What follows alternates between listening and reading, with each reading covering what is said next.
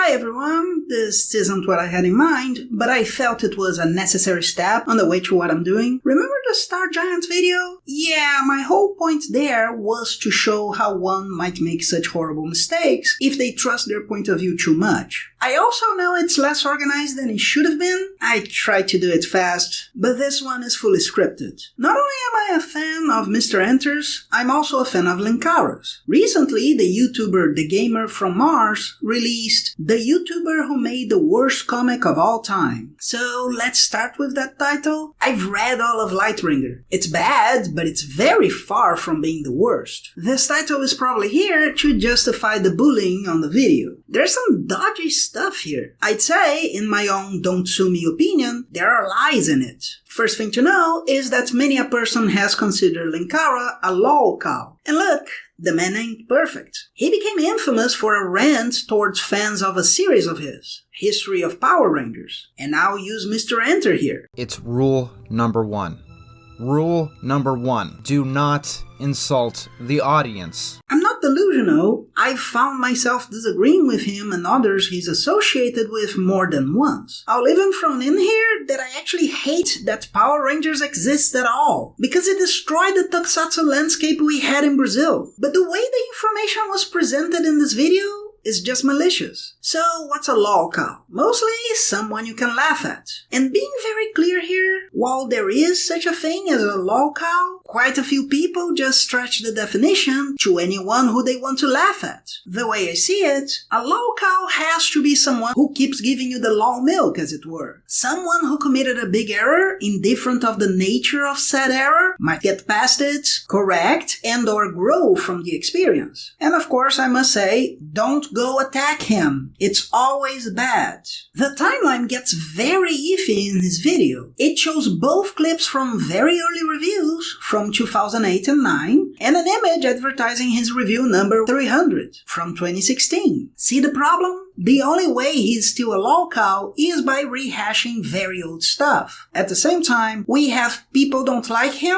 which is a literal fallacy and has nothing to do with the person being wrong. Louis Lovehog can't take a joke, maybe a moral failing, but it depends a lot on the situation, and he ranted at his audience, something one shouldn't do. These are not equivalent unless you're tainted by that bias. To paint him as someone to be laughed at, the video disregards important info, is full of I thinks to justify itself, and also plays favorites. Mistakes can certainly be criticized, but quite a bit of what's presented is I don't like him, so I'll laugh at him. I'll try to mostly follow the video's order, but I'm afraid it's very poorly organized, and some of it will need to descramble. It feels like Mr. The Gamer from Mars actively tried to be less accurate to justify the laughs. The video begins with an intro where he suggests people making fun of Linkara is more memorable than his work and the comic he put on the title, which isn't a great start. We go through a bit of his childhood and teenagehood, including having written novels. Trying to research them, that is, until we stumbled upon the Lightbringer FAQ page. See,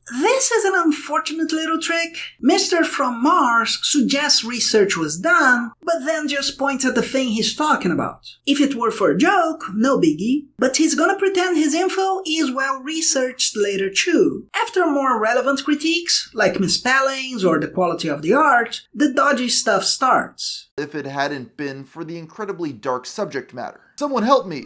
Shut your bleeping mouth. Please, I need help! So, I fully intend on reviewing the Lightbringer, maybe one arc at a time, but the scene is just what he said.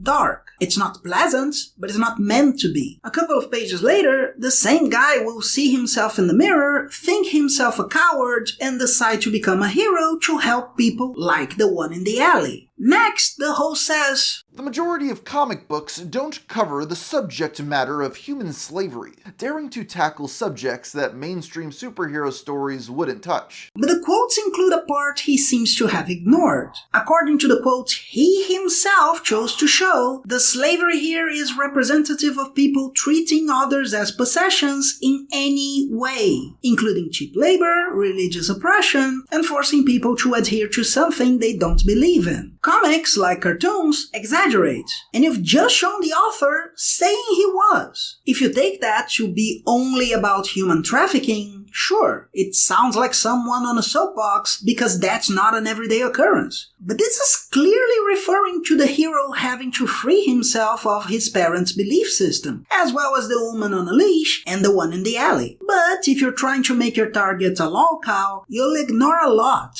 The host then says Lovehog's own philosophy is weaved into the comic, reading part of what I've just showed you without telling the audience it's a reaction to the situation in the alley, and then placing a Linkara meme on top of it, because these two different characters come from the same guy, so it has to be a contradiction, right? Remember the Joker in As Good As It Gets? The same is done over a villain speech, and I wanna say it's meant as a gotcha too, but it's the villain trying to convince the hero he's good.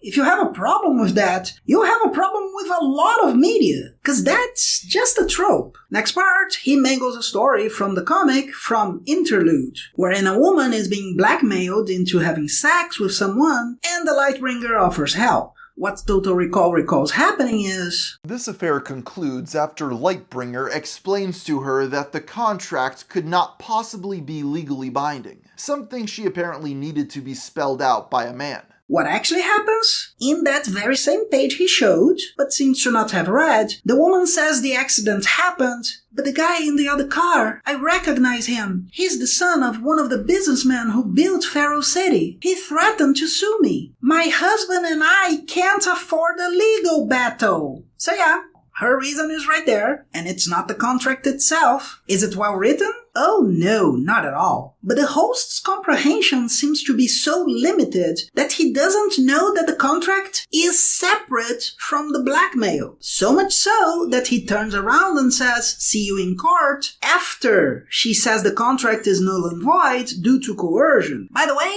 she also says she stole her husband and he'll be looking for the guy with a gun. So, actually reading instead of just trying to make fun of someone, she felt she couldn't do anything against an influential guy in a city full of corruption, and the hero helped her dismantle the whole thing, also bringing her home, which means he was likely there just in case, to save her if he attacked, but knew if he interfered, he might have escalated things. Not that I expect Mr. Barr to understand such tropes, if he thinks villain speeches are unusual. But here's the part that irks me the most. Clearly some shady stuff happens in this city. Why would you not consider the very straightforward, "It's not that kind of contract, genius"? Oh, cause he's a LOLCow, right. After pointing out there was a not safe for work comics character in it, clearly poisoning the well, he talks about Hannah, the Lightbringer's sidekick. A young woman with super strength who works at Carter's furniture store. It wasn't until issue 13 out of 15 that she finally put on a costume and went out fighting crime. If Lewis wanted to highlight strong female characters,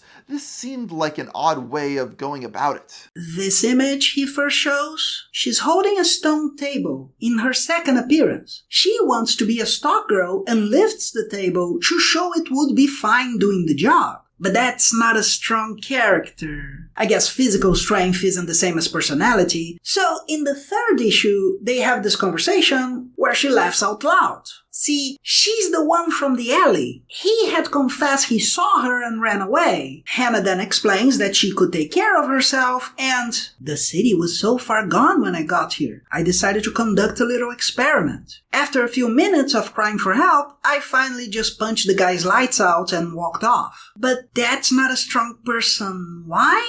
Oh, cause he's a LOLCow, right. And before I forget, she's really strong, but that's not established as a superpower as far as I can tell. She becomes Osprey after Lightbringer acquires a glove from a villain in number 9. She reverse engineers how it works in number 10, and that number ends with her cosplaying the Spoiler, and using the glove to help the hero on number 11. Then she shows up again in number 12, finally having finished her costume in number 13. Sorry, but it's really sloppy research if you don't read the thing you're talking about. The next part is a bit complicated, especially for this host it seems, but let me help you out here. This pic features Hannah in much hotness. Of course, this forces me then to accelerate my plan of making her 18 because otherwise I'm kind of a perv for thinking like that about a 17-year-old. And if you think it's weirder that I think this way about a fictional character, obviously somebody hasn't read up on any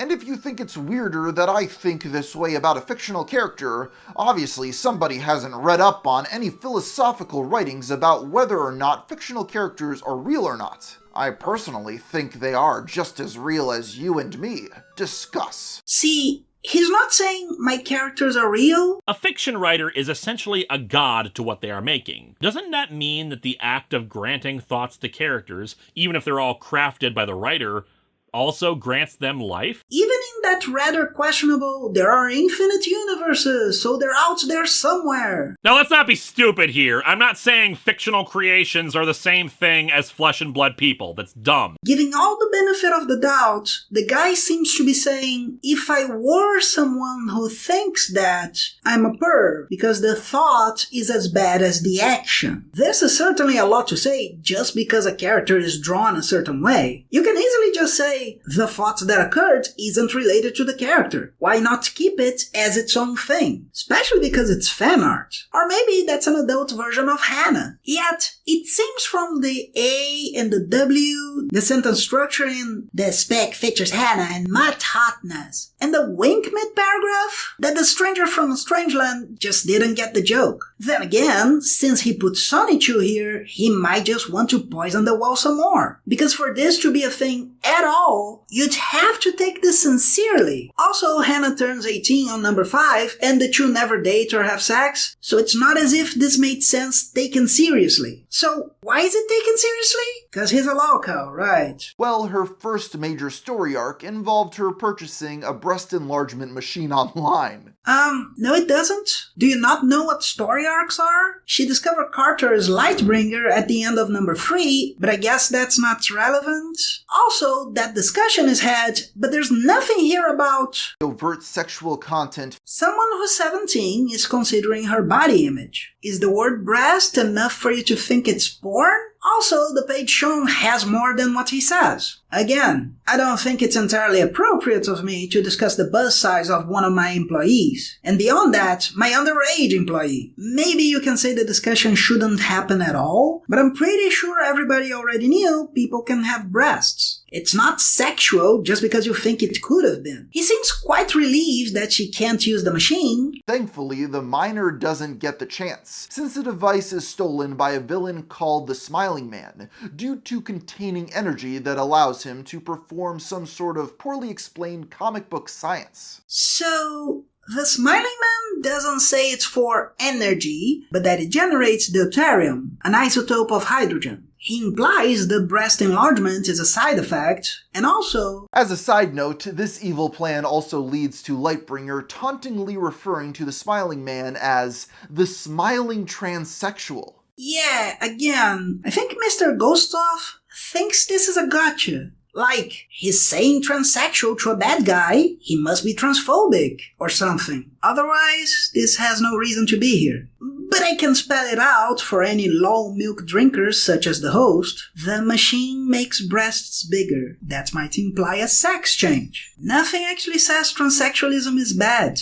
The next couple of minutes are actually pretty okay. Not really very accurate, like... Some have called these rip-offs, but given the sheer amount of overt references to other properties made within the pages of Lightbringer, it seems more likely the parallels were being made intentionally. One small thing though, he doesn't review Watchmen on that page. He gives a perspective on it. He doesn't talk about the art or the story, doesn't evaluate quality, just exposes his opinion. Again, just another sign that this host has no idea what he's talking about. One could certainly criticize the insertions in Lightbringer, not only but also about comics. In number 6, the hero is saved by a guy with an angel armor. I haven't read them, but I'm pretty sure he's meant to be the protagonist of the series of book Louis Lovehog wrote before Lightbringer, called Angel Armor. Books mentioned in the beginning of the video. And the way he proves he's a trustworthy guy is by mentioning a comic book's character's name. The character is one who's killed a child, learned what death felt like, thus learning when not to kill. And Linkara is a fan and gave her a retrospective in 2019. It's something I won't get into a lot, but the self-insert thing he mentions many a times is not really fair criticism. Bad self-inserts are a problem because it's just the author creating a fantasy for themselves. But the host here doesn't really point at anything that's a problem. Just, hey, they look the same and work in similar places, so it has to be bad. Meanwhile, a very common piece of advice for new writers is write what you know. We have Lewis meeting Lewis, which is fanficky as hell. And you focus on, but he works in the same store. But yeah, this video about the YouTuber who made the worst comic of all time is less than 13 minutes in, and we go from the worst comic of all time to the YouTuber. That's where that overt sexual content part comes from, by the by. However, there were certain things he would criticize in the comics he read that may have been confusing. Despite some of the overt sexual content featured in his own work, he seemed to get incredibly angry when it showed up in other books. He represents two examples of critiquing, but doesn't really show them. Not to worry, Mr. Red Planet, I will. The first is from Titans #1, a review from 2008. Perhaps it'd be best if you didn't encourage a society preoccupied with sex by making a character naked for the simple purpose of having TNA in the comic. You're not being ironic, you're being stupid! What he doesn't show you is that the character is naked while her hosts are out, says she doesn't understand why humans are so prudish, and that we're preoccupied with sex and cowed by nudity. She then justifies being naked by needing to absorb more sunlight. The point is that this looks more like an excuse to have her naked. He's not saying, how dare you like titillation? He's saying, you wanna show TNA? Don't pretend the excuse is enough of a reason. The presentation is what's being criticized, not the titillation. It's clear the creators would have been more than happy just having naked women here doing this, so if they wanted to make a porno comic, why the hell didn't they just make a freaking porno comic? For reference, the comic he is reviewing in that second clip is titled Cinnamon, a series which proudly flaunts its goal of titillating the reader. So Linkara is getting angry at a comic book that is advertised as being sexually explicit for the crime of being sexually explicit. The second one from 2009 is actually after showing many women drawn in a somewhat questionable way considering the situations. Here's the part just before that he doesn't show you. I mean, we've got a woman who was made a joke of because she got plastic surgery, women who trade insults with each other over looks, a villain who critiques other women for wearing bikinis at beaches despite wearing one herself,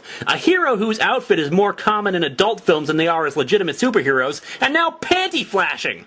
You know, it's clear the creators would have been more than happy just having naked women. Again, the critique isn't how dare they draw it like that, but rather that the art doesn't match the situations. So, these two that might demonetize the video if I describe them, yeah, they're taking down someone who sexually attacked them. So of course, the artist put some titillation there. And no one can ever consider that a problem, right? Why is this criticism bad again? Oh, cause he's a LOLCow, right.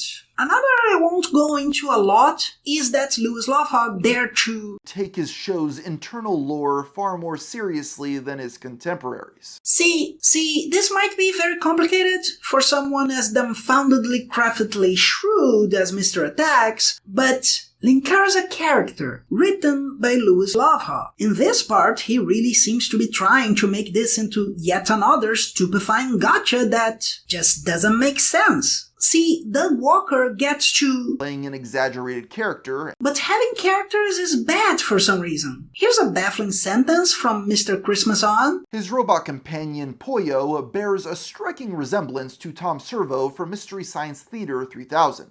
Really? These two look similar to you. I mean, he has a hover skirt, but they aren't even the same color. And this, but yet again, isn't the gotcha you think it is. Within the show you seem to not have really watched, there is a Tom Servo. In his video about his personal favorite jokes, he puts that body you found so similar on a high shelf. And then, there it is. A Tom Servo replica he has, which is looking at him because Poyo is in that body. See, in the storyline at the time, Poyo had been lost. I don't really remember how, but I'm not Mr. Santa Claus Conquers the Eons. But yeah, Mr. the Wizard of seems to think all robots are the same, I guess. Insert Detroit Become Human joke, maybe? Short thing here, but he also points that the theme song has been changed, but then shows the old one. Although the lyrics have been changed so to no longer call out specific comic book creators by name. It feels almost like the transsexual part.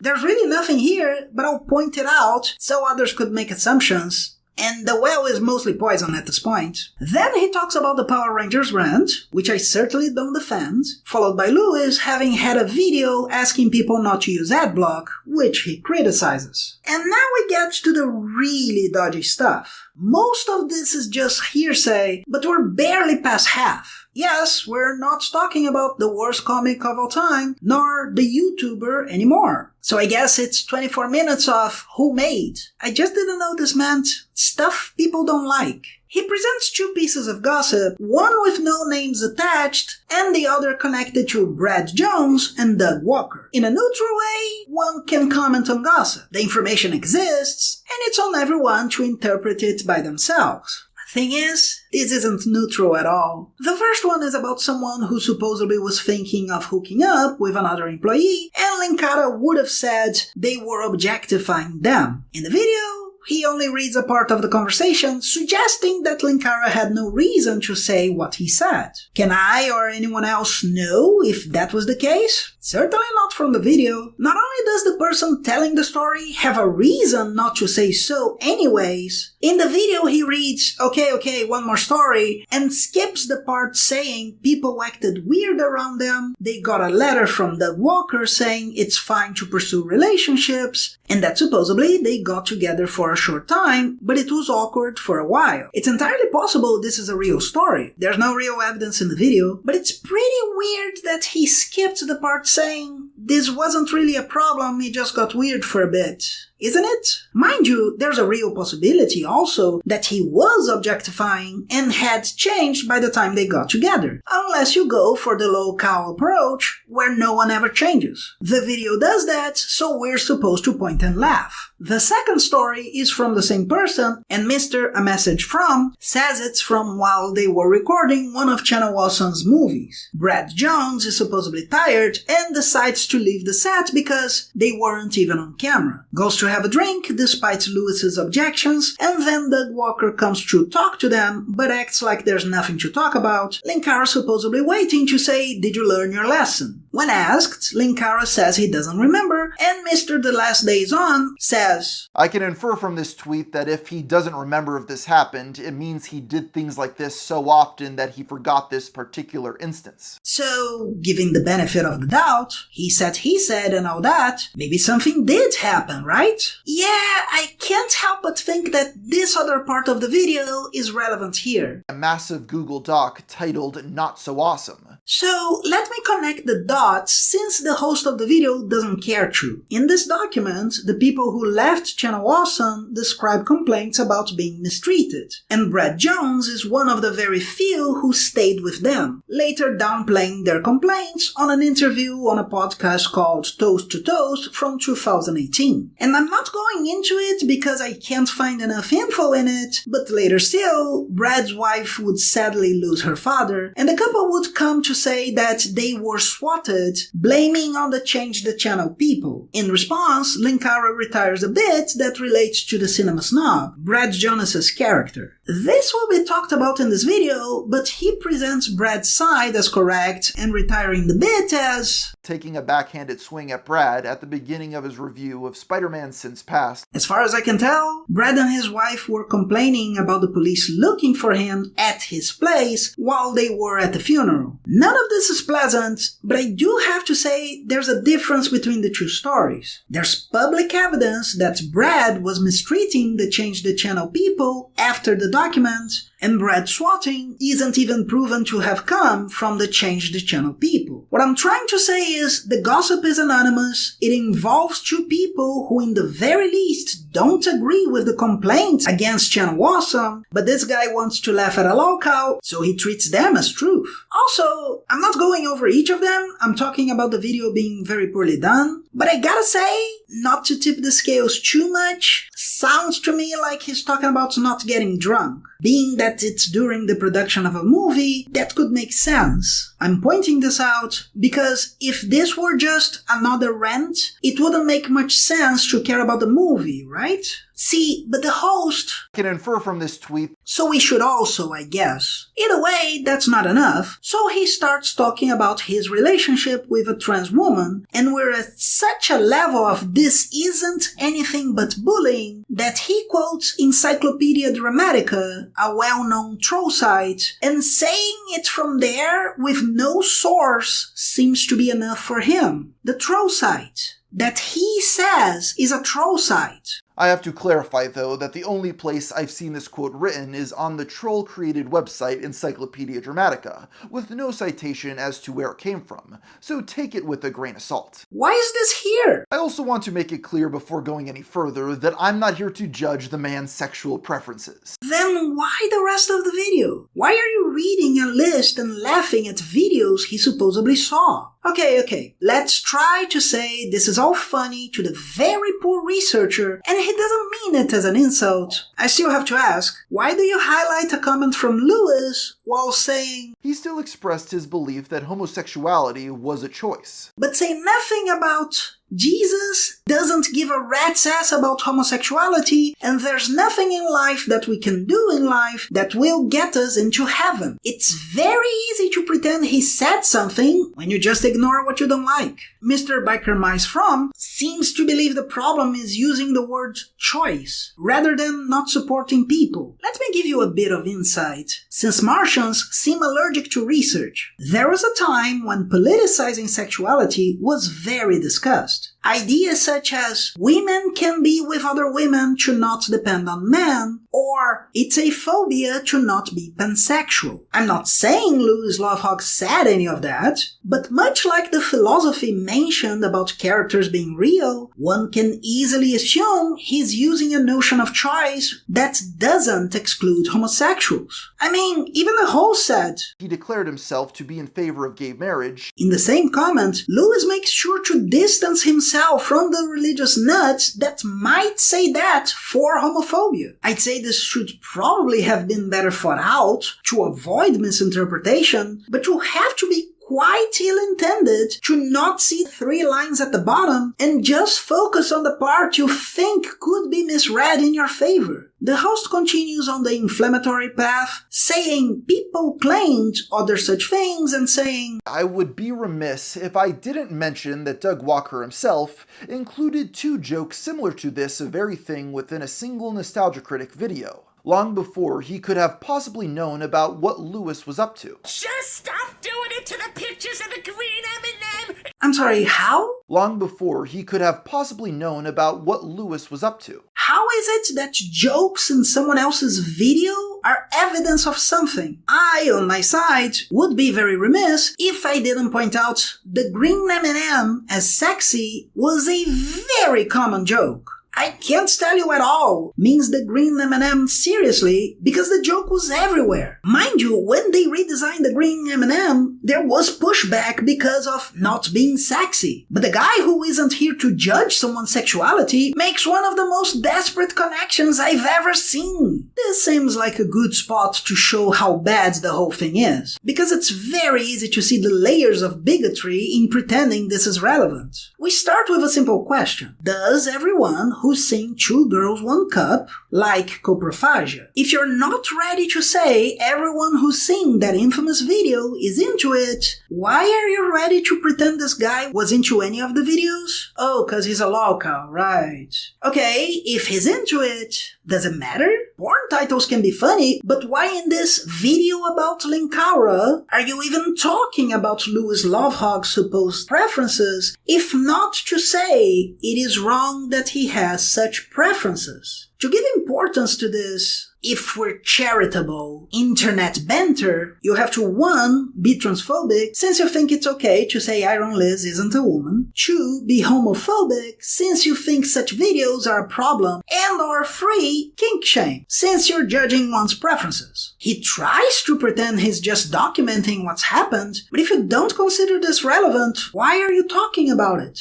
Oh, cause he's a LOLCow, right. And he goes on to criticize the Atop the Fourth Wall movie for being a production mostly on the same level as what was seen in the average Atop the Fourth Wall episode as well. Which I gotta ask, how is that not malicious? It's like saying Detective Pikachu couldn't be in a world with Pokemon. That's followed by saying Linkara's complaints in the not-so-awesome document are the pettiest. And I'll just address the one about the studio because taking this seriously is already such a stretch. And that's the one I remember off the bat. Channel Awesome said, "We're gonna open this place up for other people to work on their productions." but seemed to not have any interest in that. And that's the complaint. How's that difficult to get? It's the same studio they didn't sound damp and had to record the same game show multiple times. But that's Doug Walker's show, he just... playing an exaggerated character. Sometimes. Another little bit he doesn't mention is that Linkara was the most popular reviewer after Nostalgia Critic had ended and Spoonie wasn't a part of Channel Awesome anymore. Is this about you wanting to take over the website? The Nostalgia Chick and I were engaged in a very tense conflict, and I was winning! We were gonna change the logo on the website so it was my face instead of yours! He literally tweeted he had no idea the others were being poorly treated and left with them when he found out. It's quite likely the people at Channel Awesome treated him better because of his numbers. So him leaving with the others was for solidarity. Then the host makes an ad populum saying that people have decided Nostalgia Critic is better because of his reaction to Winnie plays compared to Linkara's. And I really need to emphasize this. If you just wanna say you like Channel Awesome better, just say that. It's an opinion I don't share, but you're entitled to it. How in the flying fuck is this an argument? That's influence, not being correct. And also, you have to be pretty naive to think I'm just Daffy Duck, who blamed everyone attacking him in that The Wall video, never had problems taking criticism, and when talking publicly, couldn't be playing up his humility. Next. Upon claiming that the property was technically in public domain, Lightbringer was released into the public domain by Lewis himself in November 2013. And the host goes on to talk about Linkara being opposed to Iron Liz because of Gamergate and Comicsgate. Kinda wrong? He mentioned a podcast no one can hear anymore, but there's another one from 2021. On the Tubcast number 4, she says she can't get people from Channel Awesome to talk to her because... Well, I made the cardinal sin of voting for Trump. Mind you, in this video, it's shown that Linkara tweeted, "She badmouthed my now wife," which I think is a pretty big one to ignore also. In that podcast, Liz says that by the end of the relationship, she had financial issues and wanted to get her operation, which according to her, Lewis would have indicated he could help with, but then walked it back. And when she met Lewis's wife, she saw some red flags and... the fact that he was paying for her rent and her student loans. That's odd.